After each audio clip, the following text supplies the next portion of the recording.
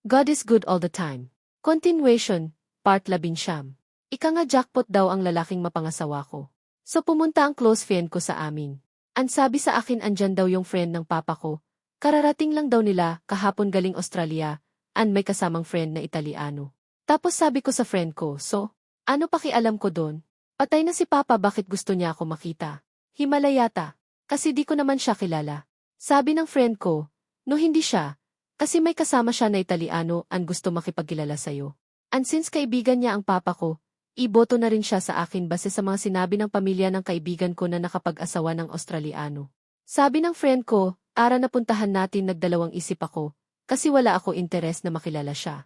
Sabi sa friend ko, no hindi ako pupunta sa inyo till andyan pa sila. And sabi ng friend ko, okay well then hindi rin ako babalik sa amin till di ka sumama sa akin.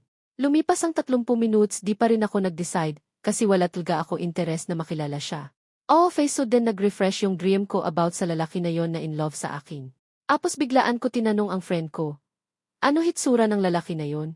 Sabi ganito at ganito. Aba, bumuhos ako ng halakhak. Nagulat ang friend ko bakit ako natawa sa sinasabi niya. Hindi naman nakakatawa yung sinabi niya. Apos sabi ko, alam mo, nakikita ko na siya sa dream ko for few years and lagi siya nag-appear sa dream ko. Sabi niya talaga. Well, natuwa din siya sa akin. Come on, let's go and let's find out. Abangan ang susunod na kabanata.